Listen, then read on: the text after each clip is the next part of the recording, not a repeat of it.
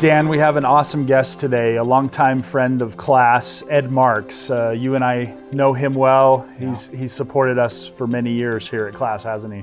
Yeah, Ed's always got a good story to tell. He lives life to the fullest, and he's got a lot of experience under his belt. He's been the chair of the board of directors at Texas Health Services, the CIO at the advisory board in Cleveland Clinic, and currently his role, he works for Tech Mahindra as their chief digital officer, focusing on transforming healthcare delivery through digital products and services. So it'll be fun to hear his perspective as he works on all things digital. As we were kicking off this podcast, he posted on LinkedIn a special project he's working on, a book, playbook for patients. And so I had a few people reach out and say, hey, you need Ed on the podcast. And so Ed was gracious enough to come help us. So let's go right to Ed. We have a lot to ask him and a lot to learn from him. So we'll jump right into Ed Marx. And we're happy to welcome to the podcast Ed Marx, a longtime friend of class. Ed, welcome. Well, thanks for having me. I love class. I love what you all do. So I'm really honored and pumped to be speaking with you.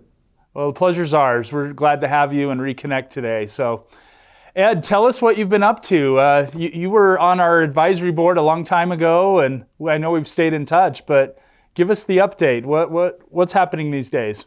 Yeah, well, I had a fantastic time in my last role as a CIO and head of digital and digital strategy at the Cleveland Clinic. It was pretty amazing, a pretty special place. And I've since left the clinic and decided to try out my opportunities more on the supplier side. So it's a first for me in my career. So as you know, I've been a CIO for a long time, loved it, but thought, wow, maybe I can reach even more health systems by being a consultant. So I'm with Tech Mahindra Health and Life Sciences as the chief digital officer, and I have the privilege of working with many hospitals across the globe. So that's kind of fun. And also, instead of just provider side, I'm learning the payer side, which I never was really strong with, and life sciences, so pharma, and then also retail and big tech. So it's kind of fun to have all this exposure, much like you all do at class, where you work with all these different companies and organizations. It's pretty great to have that breadth and depth of view. So I'm enjoying myself. That's great. That's great. Tell us, as you know, this podcast is dedicated to listening to the patient more and really trying to include them in technology decisions and those type of things. Tell us maybe some things you're doing to really try to listen to the patient and focus on their needs. Yeah, this is a really important topic, and I'm so happy that class has taken this on with this podcast and really featuring it and highlighting it and bringing together various thought leaders about different approaches, because that makes us all stronger. We learn from one another. And so it's really great. So I'm all into patient experience. I always have been. That's been at the heart of why I got into healthcare. I think you know the story where I was actually a janitor as a teenager in a healthcare facility, and I just knew I had this sense, this call on my life to be involved with healthcare and the patient experience. And so it just has morphed from there. And then more recently, I myself became a patient. So we've all been patients of one sort of another, but I had some serious health issues. And the last one was with cancer. I'm all healed now. I give praise to God for that. I'm all healed, but I certainly went through quite an incredible journey in that.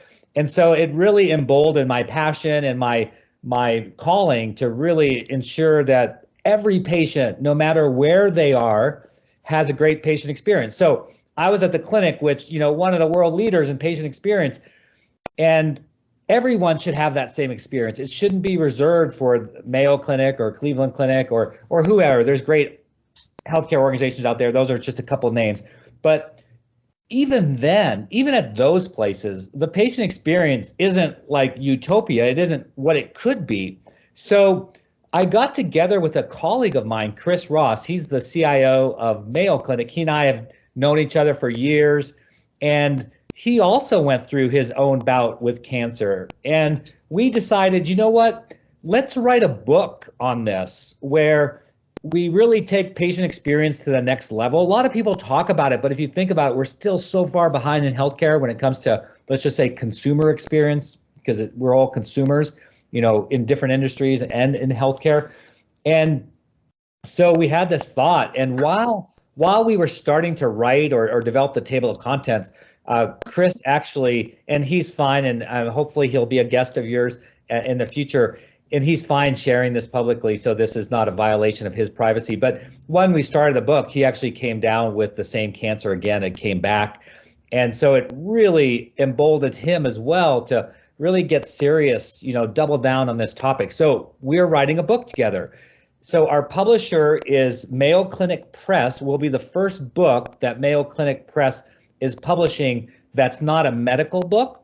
And Simon & Schuster is also involved as part of the publishing and distribution. So here's the unique spin, Jeff, and guys, I'm giving kind of a long answer, but there's a unique spin now that Simon & Schuster brought to the table, and that is our book is not being written for healthcare.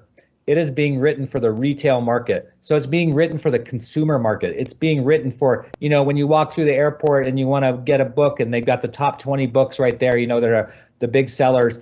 We're going to be on that bookshelf. Because again, the thought is, and the whole premise of the book is, no matter where you are in the world, and so if we just think about the United States, no matter where you are in the United States, you don't have to be going to a Mayo Clinic, or you shouldn't have to be going to a Mayo Clinic for a great patient experience. You can have a great patient experience at your federally qualified health center. You could have one at your critical care access hospital. It should be even. And I'll say one final thing, and then I'll stop speaking. It should be the same patient experience no matter your race or income level, or whatever, sort of categories we might have. So it needs to be all equitable for everyone. So we're really excited, as maybe you can tell, about writing this book. Do you have a title for the book yet?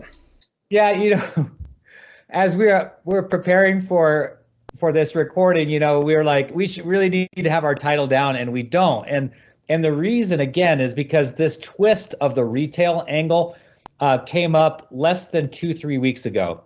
And so we're working with the publishers right now on the title.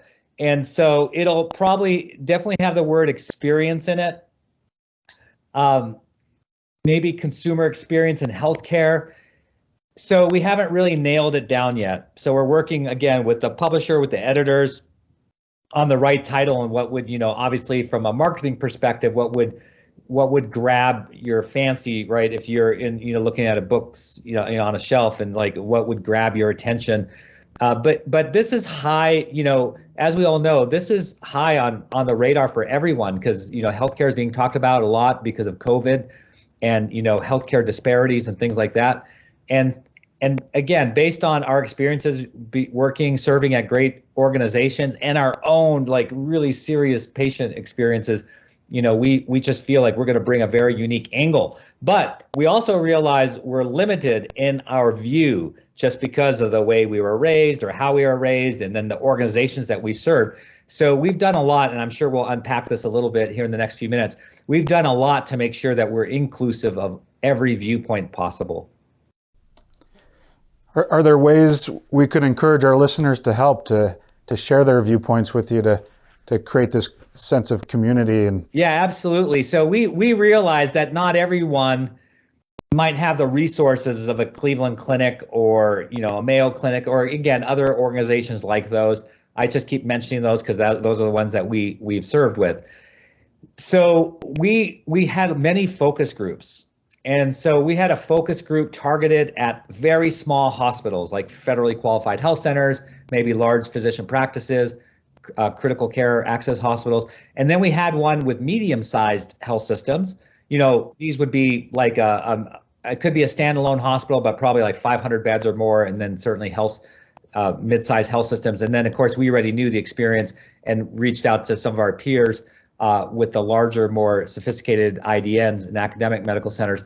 So we got this viewpoint. So so the listeners can certainly help, because we're not done. We did a major push to collect a lot of information, but we're always open to continuous feedback. So in fact, at HIMSS, which was, I don't know when we'll post this podcast, but HIMSS happened in second week of August. So at HIMSS, we also did a focus group of CIOs that were there, and that was very helpful. So please have them reach out to us. We love their perspective, but we also had a lot of focus groups with patients. What were some of the nuggets you might have teased out so far? It sounds like there's a lot more to come, but anything you want to share with us? Yeah. The key thing, and some of this will seem obvious, but it doesn't happen as much as it should. And so sometimes you do have to restate the obvious. But what we learned in all of our focus groups and our studies, so we did some empirical research as well. It's not meant to be a book on statistics or a research book. We'll say that out front. But obviously, to help formulate sort of the model, there's actually a model that we'll be introducing for patient experience, consumer experience in healthcare. There's certainly a few things that jumped out. One was resiliency. So the biggest takeaway was resiliency. So there's data, again, to back this up. But those that had the best patient experience and even clinical outcome are those individuals that tend to be resilient. So we talk a lot about in the book about resiliency and how can you develop resiliency. So are you born with resiliency? Are there circumstances in your formative years that lead to resiliency?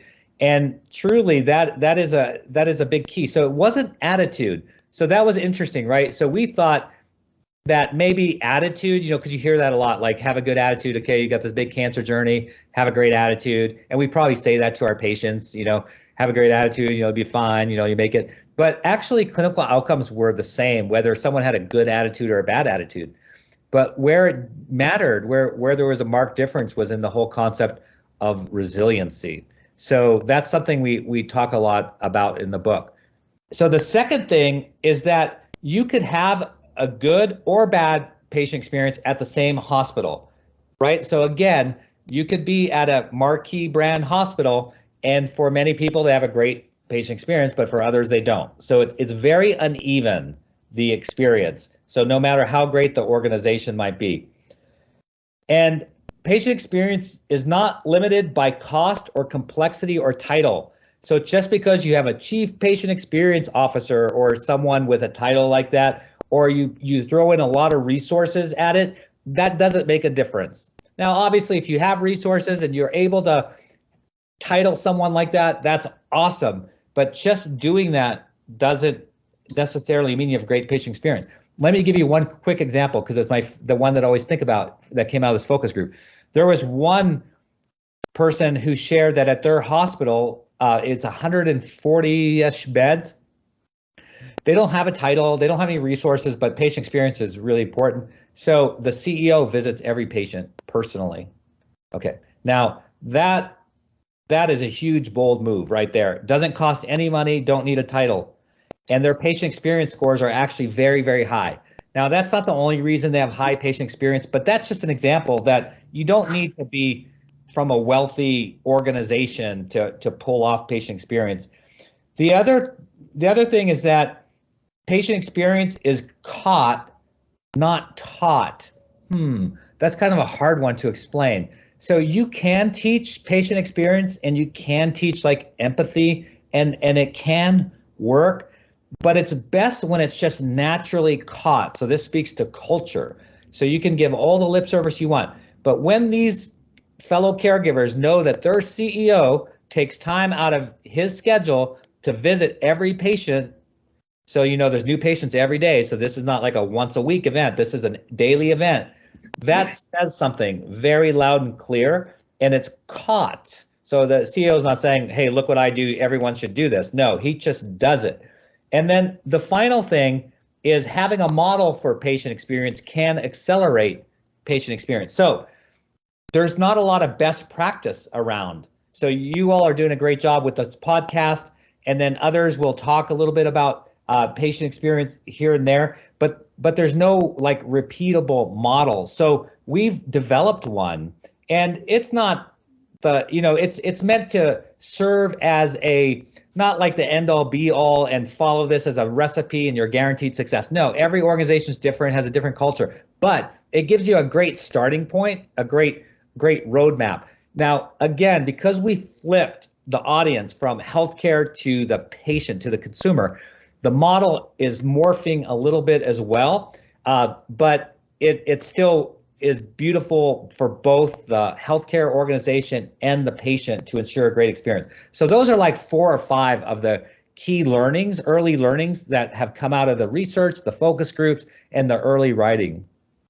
Well, thank you for that sneak preview, Ed. We're intrigued, and congratulations. What a wonderful idea, and really speaks to the heart of what we're passionate about as well. Let's give the patient more resources and insights to help them navigate their care. Yeah, I'm dealing with this right now too for my dad, right? Most of us probably have aging parents. And so if it's amazing the complexity. So my dad's at a great health system. I'm not going to name the name. He's at a great health system. And man, if I wasn't here or other members of my family, we kind of take turns,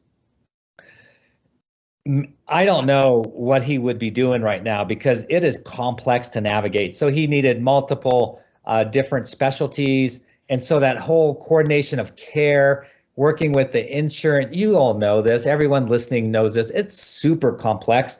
And so if he had a model, or if the organization that he's getting his care with had a model, I just think it would really streamline and give a better chance for a positive patient experience. So that's, it's just reinforced by, what I'm experiencing today with my dad.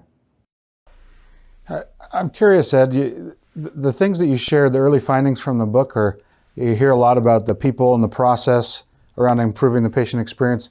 Where do you see technology fitting into this puzzle? How can vendors and providers better use technology to create a great patient experience?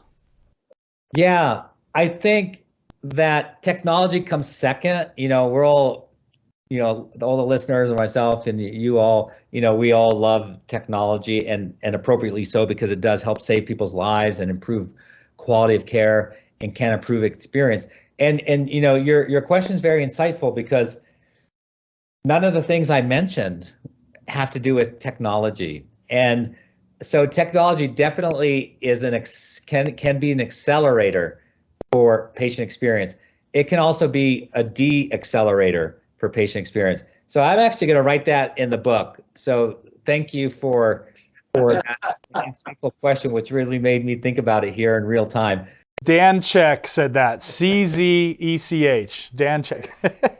We'll have to give you royalties and stuff. Which actually, that's the other thing I want to say, and I do want to come back and answer that question.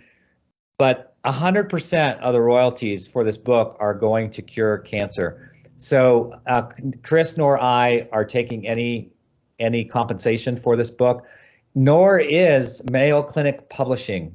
So the publisher also is giving back outside of their costs, giving back everything. So there's being a special funds being created. It'll all go to Mayo Clinic Cancer Research. I don't know the name of the fund yet. It's actually being created now.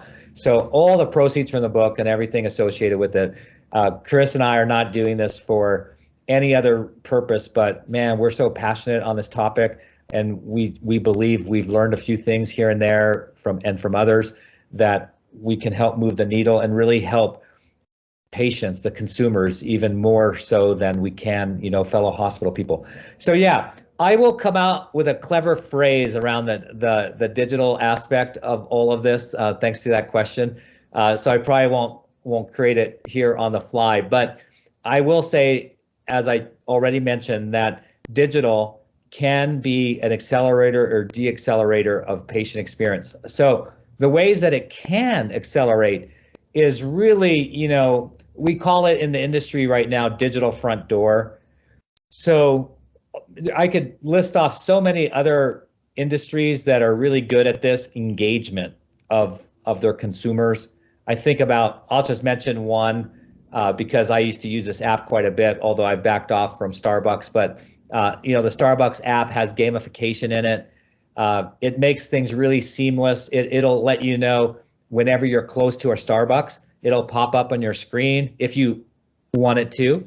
And then it will also know what you've ordered in the past. And it's almost as easy as pressing a button to say, oh yeah, it's 5 minutes away, press a button. Oh, I'm going to get my Frappuccino without whip, or whatever your tea or whatever your favorite libation is.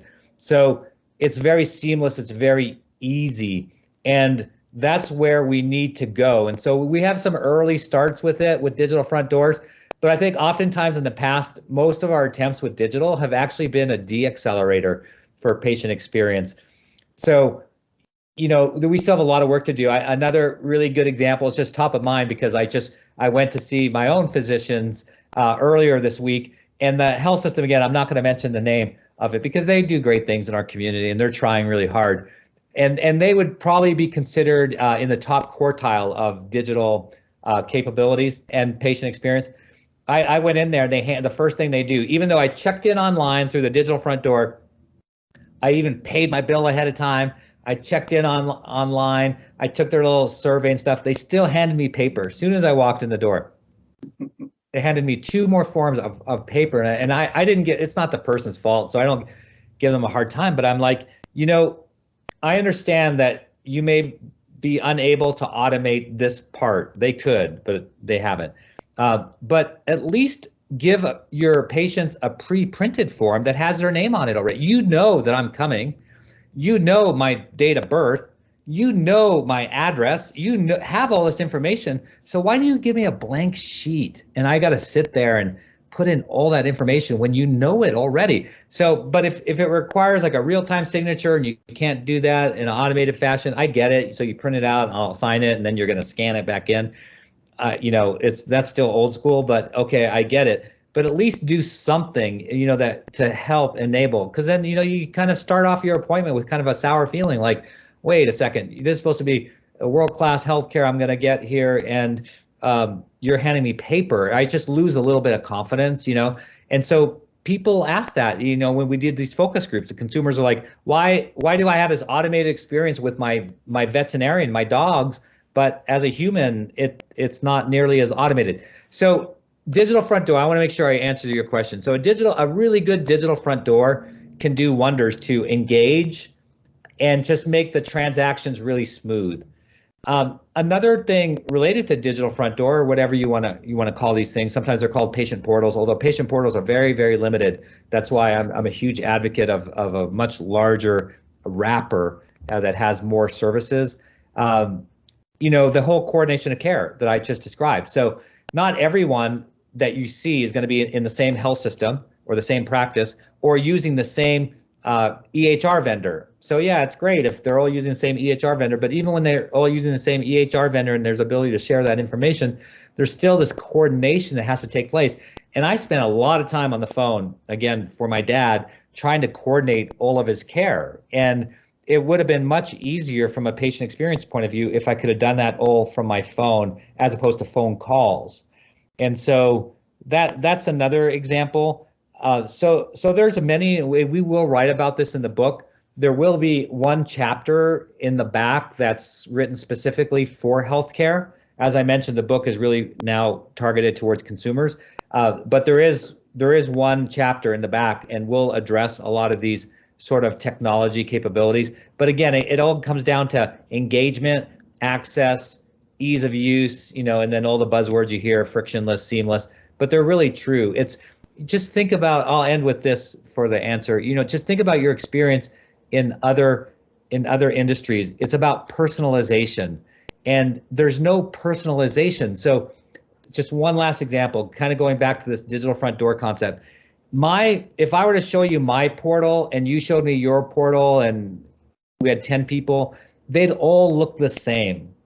But you're seeing a physician for much different reasons than I am.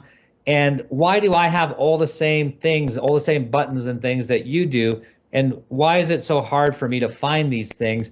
Rather, it should be personalized. So if you really know me, if you know me as a patient, then my portal should look much different than yours. So maybe I have an appointment, and this is, again, a really good example. So I had these medical appointments on Tuesday. So Monday, when I opened my digital front door, all I really wanted to see was what time was my appointment and where, and anything related to that appointment. But instead, I had to go look at all the different tiles, find appointments, and it just adds steps. But wouldn't it be cool if you just lifted it up and it just said, hey, there it is. Kind of like I flew to help my dad again here, and I flew American Airlines. They know me pretty well. They've got the system down pretty well. And sure enough, when I open up my app, what's the first thing I see? My flight today is on time, and it's at A36 at DFW Airport. It's personalized. And these other industries are all really good at personalizing because, they're really incented to do that. And we need to be the same way, very intentional in healthcare. We know a lot of information about you already. So why don't we take the time to create digital technologies that really personalize things to my care? So I could go on forever, but I'll stop with that. Love those examples, Ed. That's great. Thank you for sharing that. As we think of technology and how it needs to be more patient-centric, and I think you've just shared some great examples, what advice would you give vendors of healthcare tech, how they could be more patient-centric? Yeah, I think vendors can learn a lot from other industries, just like on the provider side. What's working in other industries? And some of these vendors already work in multiple industries, so they should start bringing that sort of thinking and engineering over into healthcare.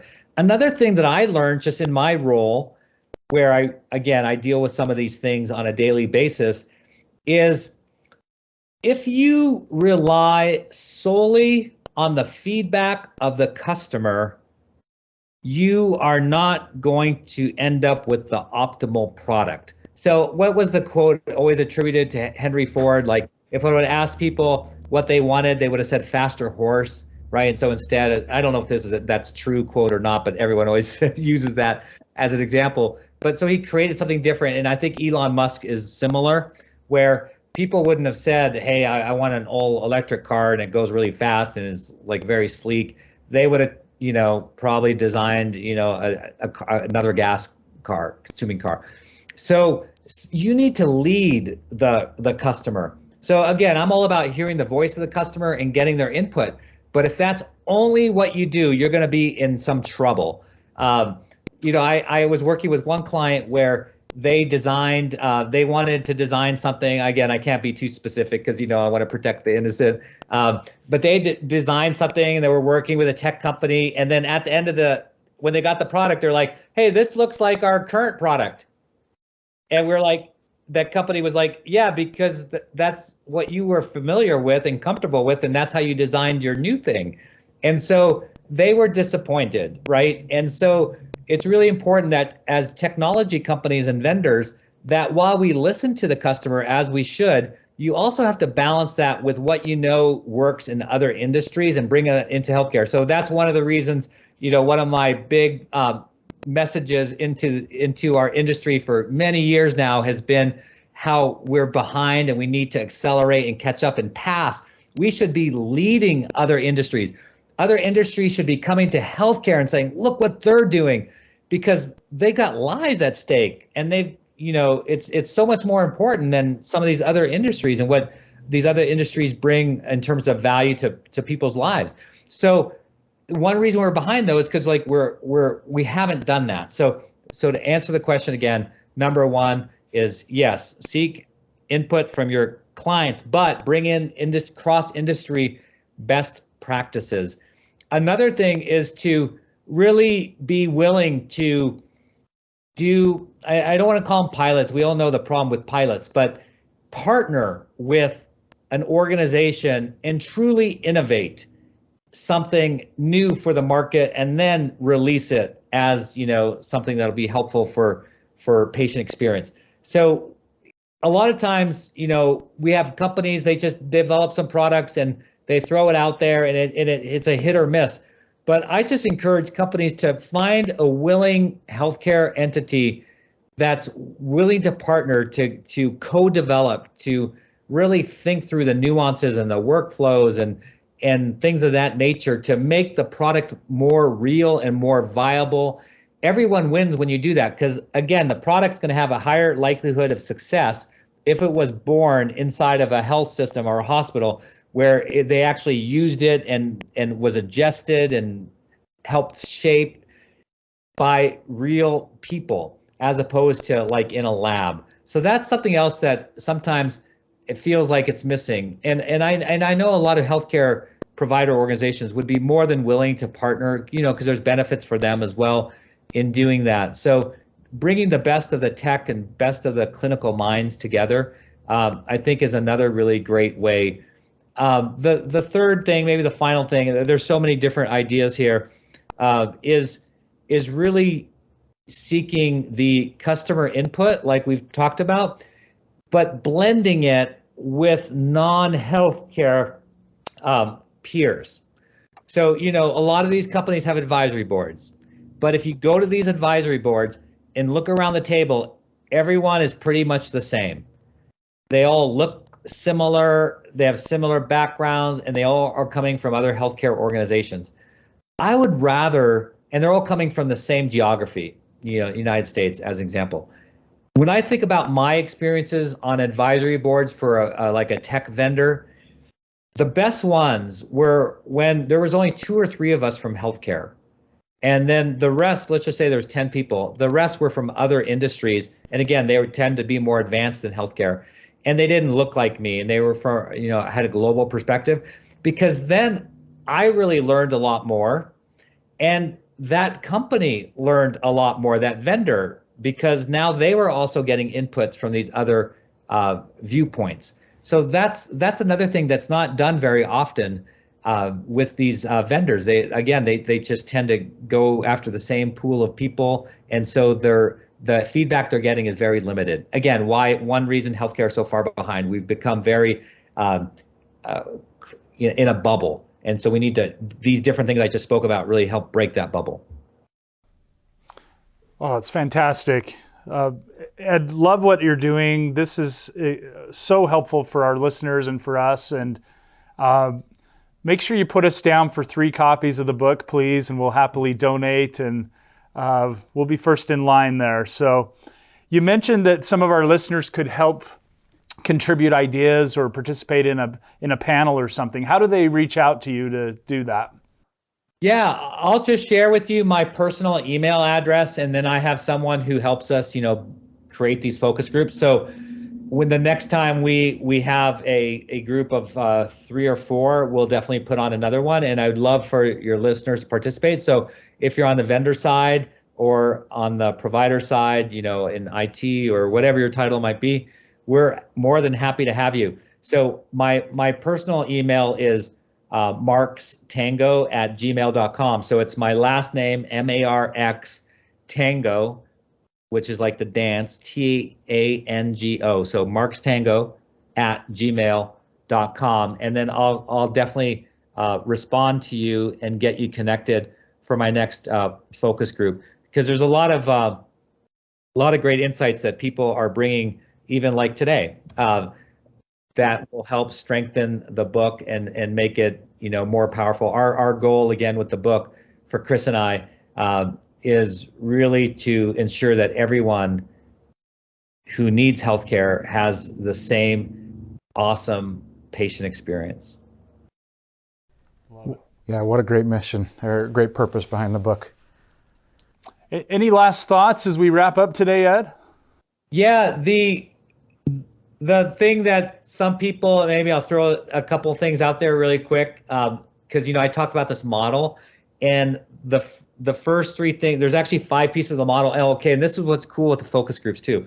So we have this focus group in Las Vegas for HIMSS, and a gentleman, again, I'll keep the names, I won't share their names, but a gentleman that came, his wife she's the director of marketing for a major brand.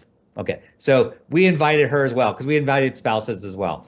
And so at the end, so we have this model, and we haven't come up with a clever mnemonic yet. And she walked out of there, and she had our new mnemonic. I don't know if we're going to take it exactly the way she presented it to us, but she had her marketing mind going and came out with this great mnemonic to make the model easy. But I just wanted to plant a couple of seeds really quick about I won't go through the whole model, because maybe that's something you all can do with Cris.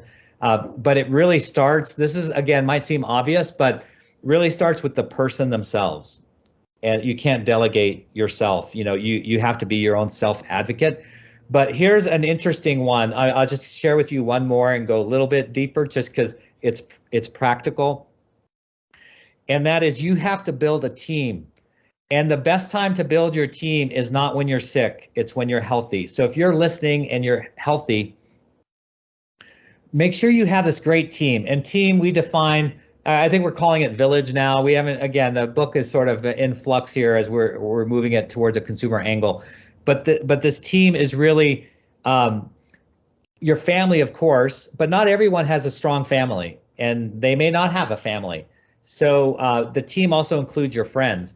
And you should intentionally surround yourself with other strong people in your life that are what I call life givers. So when you, and this is not the only reason you do it, but certainly it'll make a difference in your patient experience. So be really intentional and really think about it and take inventory. This is one of the things we talk about in one of the chapters. Take an inventory of your friends, like who would be there for you? If you truly had this terrible situation happen, who would really be in your corner? And it may not be the people that you think today.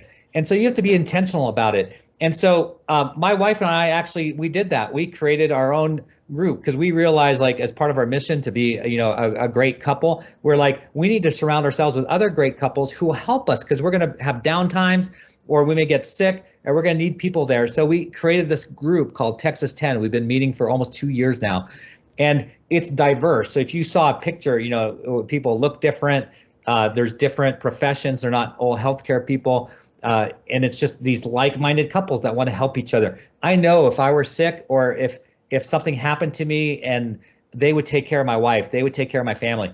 So think about these things now before you're sick, because they'll be the people that help carry you through and enable a great patient experience. The patient experience isn't all on tech, as we have already established, and it isn't all on your clinicians, and it's not all on your hospital. A lot of it is on you and your village that you're able to develop. So anyways, those are some of the sort of new ideas out there. But with our focus groups, we validated these, and they really do work. So I know that was a long answer to, like, hey, what are your final comments? But I wanted to throw that out there because that's something anyone can do now. You don't have to wait for the book. I love that idea.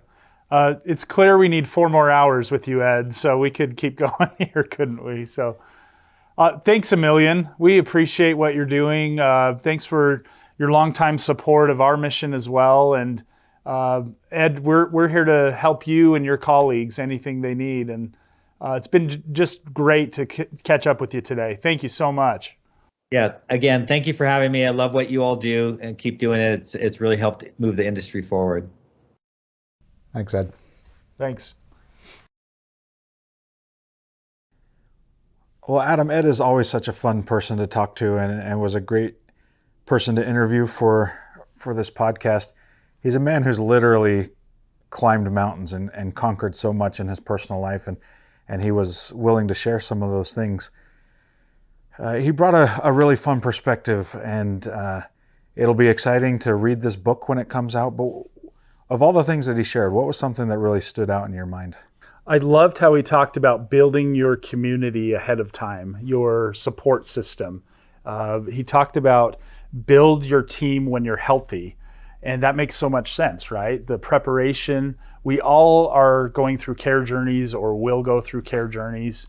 And I can attest, when you have that family or that church or that neighborhood or that coworker support system, it makes a huge difference. So what a cool concept to proactively prepare for that, address your needs ahead of time. It's common sense, probably not something a lot of us do or think about, but Ed is an expert and makes me want to follow his lead and think about that. So I love that. Adam, I absolutely agree. What an interesting thing. I actually have a friend who recently lost his father, and it's been interesting to see those that came around to support him. And this concept applies both through grief, through health journeys, through really all aspects of life when you're struggling, having that group of people to support you. So Dan, that's a good segue into a future research minute. And what I mean by that is you and I have talked about family engagement. This is a concept that we highlight in our patient engagement platform. It's not an active segment today. We don't hear a lot about it on the vendor partner side, but because of conversations like this with Ed and what you and I have experienced and we've seen others experience, we know that technology can make a difference, just informing family or caregivers, right? This is something we intend to measure and something we could and hope to involve in our research in the future. Yeah, it's interesting. Patients are demanding it. You're starting to see more and more technology vendors release capabilities around this topic because patients crave the ability to have their family members involved in their care. And there's lots of types of patients that need that already, right? Of older parents and their younger family members need that information, or pediatric care parents have to have that. There's examples today, but it's absolutely a huge part of where healthcare needs to go. And just as you said, patients want this. It's something that we hope to validate and encourage in the future. So Dan, let's go to our portion of the podcast where we share what we're overhearing at class. What's something you wanted to share with our listeners today? Yeah, interestingly, I was on a phone call recently talking about a patient experience improvement vendor and getting customer feedback from one of their top clients. And this customer shared with me that they really appreciated something from their vendor, which was the ability to benchmark and understand the best practices from other organizations. So not only are they collecting the patient satisfaction and how their experience was, but they're getting direct feedback from the vendor on how they can improve and how they can align with other proven best practices. It almost seems like there's two schools of thought in this market. One is we want flexibility with our tool where we can go and ask anything of our patients, but you sacrifice a little bit of that benchmarking and the ability to learn from other organizations, or you have a little bit of a structured approach where you don't have that flexibility. You can't go outside of the scope of what the vendor offers. However, you get those industry best practices. So you choose your strategy, what's going to benefit you most as an organization, and there's pros and cons to both approaches. That's something we're hearing in the Arch Collaborative here at class, our effort to go listen to clinicians of how they're optimizing their EMR, something we are talking about to maybe duplicate with patients in the future, aren't we? Right. We certainly have big dreams for what we could do and how we could help the industry with the voice of the patient. Yeah. Well, I'm glad you shared that one. It's obvious how we need to learn from each other, and I really appreciate that providers seem to be fairly willing to share those type of things. Obviously, there's some strategic things that you don't want to share with each other, but overall, there's a real spirit of collaboration out there is what I observe. So, thanks for sharing that one. You're welcome. Okay, Dan, as always, we want to end on a quote. Maybe it can give us something to think about as we wrap up today's episode. So what's something you'd like to share with our listeners? Yeah, Adam, I came across this quote by Robert Baden-Powell. He's the founder of the Boy Scouts of America organization. And he said, if you make listening and observation your occupation, you will gain much more than you can by talk. I just think that's very interesting, considering we've been talking so much about the consumer and really understanding the consumer. The only way you can really do that is by listening both to the things that they share verbally, but also to the things that they share through their actions and the way that they interact with your organization. What an interesting concept. That's great. I like that. Thanks for sharing. Ed was a great guest. Again, we'd like to thank him. If you don't follow him on LinkedIn or social media, he always is sharing great things on how to focus on the patient and how to stay competitive as a healthcare organization. As you do that, as you focus on what the patients need, it's really going to be a differentiator for your organization. So just a little plug for following Ed, and we really appreciate him joining us today. Well, thanks for listening to another episode of the Patient Voice Amplified podcast. We appreciate our listeners, and tune in for future episodes as we continue to try to make sure we hear what the patients need in healthcare technology and making healthcare better. And if you've enjoyed what you've been hearing, don't forget to subscribe so that you stay informed of future podcast episodes. And if you have any ideas for us or guests we should be interviewing, please reach out at patientengagement@classresearch.com.